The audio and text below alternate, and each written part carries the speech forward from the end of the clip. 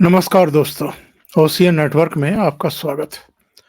5 राज्यों के विधानसभा चुनाव के अवसर पर राहुल गांधी ने एक सभा को संबोधित करते हुए प्रधानमंत्री नरेंद्र मोदी को पनौती बताने का दुस्साहस दिखाया था और पांचों राज्यों के चुनाव परिणामों ने बताया कि एक्चुअल में कौन अपनी पार्टी के लिए पनौती है। वही राहुल गांधी लोकसभा चुनाव से ठीक पहले मणिपुर से रवाना हुए हैं महाराष्ट्र तक की यात्रा पर और ये यात्रा करीब 15 राज्यों से होकर के गुजरेगी, 100 लोकसभा क्षेत्रों को कवर करेगी और जितने दिन ये चलेगी, 21 मार्च को खत्म होगी, तब तक वो क्या-क्या कहेंगे, मीडिया उसको किस तरीके से दिखाएगा, परोसेगा, उसका मतदाताओं पर, कांग्रेस पार्टी की संभावनाओं पर कितना अच्छा और बुरा प्रभाव पड़ेगा, ये हम और आप अगले 2 सवा 2 महीने में देखेंगे। लेकिन कांग्रेस में एक और पनौती है। 2014 को याद करिए, लोकसभा चुनाव से ठीक पहले नई दिल्ली के तालकटोरा स्टेडियम में कांग्रेस का अधिवेशन चल रहा था और याद रखिए उस समय इन्हीं की सरकार थी, डॉक्टर मनमोहन सिंह प्रधानमंत्री थे। लिहाजा हर कांग्रेसी जो मुंह में आ रहा था वो बोल रहे थे और बक रहे थे। मणिशंकर अय्यर का वो बयान आपको याद होगा जब मीडिया ने उनसे नरेंद्र मोदी के बारे में पूछा था। पूछा ये गया था कि साहब, भारतीय जनता पार्टी ने गुजरात के मुख्यमंत्री नरेंद्र मोदी को 2014 के लिए प्रधानमंत्री पद का चेहरा बनाया है, आपका क्या कहना है? मणिशंकर अय्यर ने कहा था कि नरेंद्र मोदी चाय वाला, वो अगर यहाँ ताल कटोरा स्टेडियम के बाहर दुकान खोलना चाहे तो हम उनके लिए जगह उपलब्ध करा देंगे। और लिख लीजिए, इस सदी में नरेंद्र मोदी भारत के प्रधानमंत्री नहीं बनेंगे, नहीं बनेंगे, नहीं बनेंगे। वो नरेंद्र मोदी को ताल कटोरा स्टेडियम के बाहर एक चाय की स्टॉल के लिए जगह देना चाहते थे और आज कांग्रेस जगह तलाश कर रही है कि कितनी जगहें बची हैं हमारे लिए और कितना भारत की जनता ने हमारा सूपड़ा साफ किया है। जो कभी महलों से नहीं निकलते थे, जो हवाई अड्डों पर जाते थे, तो जिनकी गाड़ियां सीधे एयरप्लेन तक पहुंचती थी, वो अब हवाई अड्डों पर सुरक्षा जांच से गुजरते हैं। उनकी एसपीजी कभी की छिन चुकी है। उनका जो एक ऑरा हुआ करता था, उनका नहीं बल्कि सोनिया गांधी के दामाद का भी, वो ऑरा भी खत्म हो चुका है। अब हालत ये है कि सड़कों पर ठोकरें खा रहे हैं। जो जनाधार गंवा चुके हैं, उसको तलाश करने की कोशिश कर रहे हैं, ढूंढने की कोशिश कर रहे हैं। लोगों को ये यकीन दिलाने की कोशिश कर रहे हैं कि हमें आपकी बहुत चिंता है। हमें किसानों की चिंता है, हमें महिलाओं की चिंता है, हमें पीड़ितों की चिंता है, मजदूरों की चिंता है, कुलियों की चिंता है, हमें बाइक सुधारने वालों की चिंता है, हमें सब्जी वालों की चिंता है। लेकिन पब्लिक बहुत अच्छे तरीके से समझ चुकी है और प्रधानमंत्री नरेंद्र मोदी की जो नीतियां हैं, वो भी अपनी जगह कारगर रही हैं और इन सारे वर्गों को एक तरीके से जितनी भी समाज कल्याण की योजनाएं हैं उसका सीधा लाभ मिल रहा है। यानी एक बड़ा लाभार्थी वर्ग ऑलरेडी 2014 के बाद तैयार हो चुका है, जिसको सरकारी योजनाओं का फायदा मिला है। मणिशंकर अय्यर का मैं चर्चा कर रहा था। 2014 के चुनाव से पहले तो उन्होंने कहा था कि चाय वाला है, यहाँ ताल कटोरा स्टेडियम के बाहर चाय की दुकान के लिए हम जगह दे देते हैं। तो पब्लिक ने बताया, देश ने बताया कि वो चाय वाला एक्चुअल में प्रधानमंत्री बनने के काबिल है, और ना केवल 2014 में उनको प्रधानमंत्री बनाया, बल्कि 2019 में ज़्यादा बहुमत के साथ, ज़्यादा ताकत के साथ उनको प्रधानमंत्री बनाया। और 2019 का भी याद करिए, मणिशंकर अय्यर ने क्या कहा था। ये पाकिस्तान से लौटे थे और लोकसभा चुनाव से ठीक पहले इन्होंने मुंह खोला और पाकिस्तान के एक टीवी चैनल के स्टूडियो में जो कुछ ये कह कर के आए थे, उस पर भारत में आकर के इन्होंने और बड़ी बातें कर दी। वहां इन्होंने क्या कहा था स्टूडियो में बैठ कर के, इन्होंने वहां के समीक्षकों को, वहां के पत्रकारों को, मीडिया हाउसेस को ये अपील की थी कि आप नरेंद्र मोदी को प्रधानमंत्री पद से हटाने में हमारी मदद करिए। ये ठीक वैसा ही था जैसा राहुल गांधी ने लंदन यात्रा के समय वहां मीडिया को संबोधित करते हुए प्रधानमंत्री नरेंद्र मोदी के खिलाफ एक तरीके से विश्वमन किया था, जहर उगला था और यहां तक कह दिया था कि भारत में लोकतंत्र जो है वो खत्म होने के कगार पर है। मीडिया स्वतंत्र नहीं है, न्यायपालिका स्वतंत्र नहीं है, हमें पार्लियामेंट में नहीं बोलने दिया जाता है। और उन्होंने यूरोपियन कंट्रीज से, पश्चिमी देशों से, इंक्लूडिंग अमेरिका, ये अपील कर डाली थी कि आप लोग चुप क्यों बैठे हैं, आप भारत के मामलों में हस्तक्षेप क्यों नहीं कर रहे हैं। ठीक इसी तरह की बातें 2019 के लोकसभा चुनाव से पहले मणिशंकर अय्यर पाकिस्तान में मीडिया हाउसेस से कह कर के आए थे।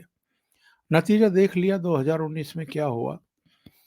2014 से भी अधिक सीटें भारतीय जनता पार्टी की आई और एनडीए की आई और नरेंद्र मोदी फिर से प्रधानमंत्री बन गए। अब 2024 का लोकसभा चुनाव है और मणिशंकर अय्यर ऐसे में छुप कर कैसे बैठ सकते हैं, क्योंकि उन्होंने तो ये साबित करना है कि वो वाकई कांग्रेस के लिए पनौती हैं। और इस बार केरल के लिटरेचर फेस्टिवल में बोल रहे थे और उन्होंने क्या कहा है, उन्होंने कहा है कि प्रधानमंत्री नरेंद्र मोदी अयोध्या में राम मंदिर के प्राण प्रतिष्ठा कार्यक्रम को निजी तौर पर करा रहे हैं। इसमें चारों शंकराचार्य ने आने से मना कर दिया है। उनकी उपस्थिति पीएम मोदी को बहुत भारी पड़ेगी। यानी चार शंकराचार्यों की अयोध्या में अनुपस्थिति नरेंद्र मोदी को बहुत भारी पड़ेगी। और पीटीआई की ये खबर है, इसमें ये कहा गया है कि मणिशंकर अय्यर ने ये कहा कि अब दिखाई देने लगा है कि कौन असली हिंदू है। वो जिसे हिंदूवाद और हिंदुत्व के बीच का फर्क पता है, यानी राहुल गांधी। उनकी नजर में राहुल गांधी असली हिंदू है, जो हिंदूवाद और हिंदुत्व की परिभाषा बता रहे थे लंदन में। आगे इन्होंने कहा कि अधिकतर हिंदुओं ने, करीब 50% ने कभी हिंदुत्व के लिए वोट नहीं दिया। ये तो हमारा चुनाव आयोजित करने का तरीका है, जिसकी वजह से पिछले 10 साल में हिंदुत्ववादी सरकार सत्ता में आई है। यानी चुनाव आयोग पर, ईवीएम पर भी इन्होंने सवाल खड़े कर दिए। और कौन से शंकराचार्यों की ये बात कर रहे हैं कि वो नहीं जा रहे हैं अयोध्या? केवल 2 शंकराचार्य हैं जिन्होंने अयोध्या को लेकर के, प्राण प्रतिष्ठा को लेकर के बयानबाजी की है और इन दोनों को ही कांग्रेसी माना जाता है। एक है अविमुक्तेश्वरानंद और दूसरे हैं निश्चलानंद सरस्वती।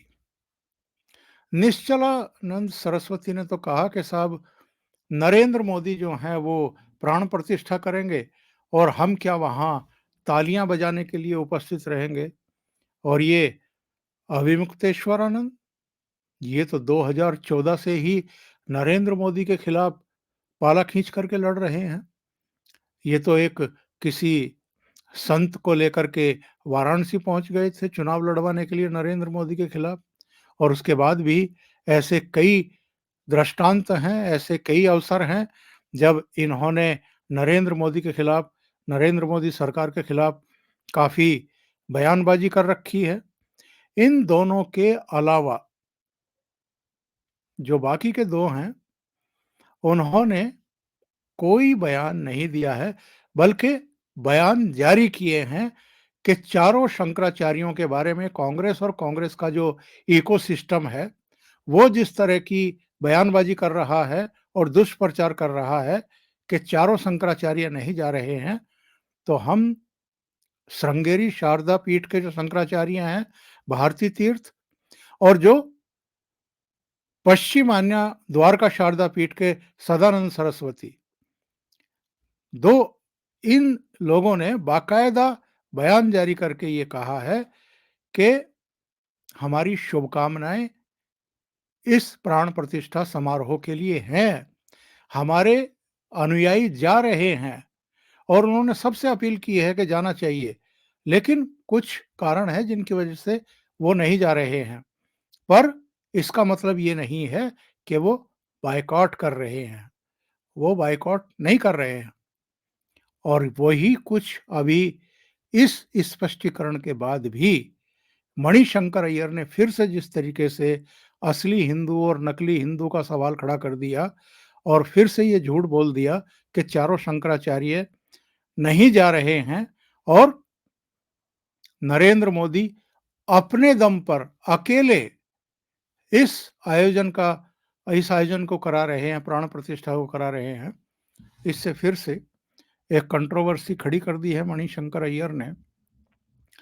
और जिस तरह 2014 में इन्होंने टिप्पणी की थी मोदी के बारे में, जिस तरह पाकिस्तान जाकर के मोदी को हटाने की अपील वहाँ के मीडिया से की थी 2019 में, अब उसी तरीके से 2024 से पहले एक और विवाद को असली और नकली हिंदू कह कर के ये बढ़ावा दे रहे हैं।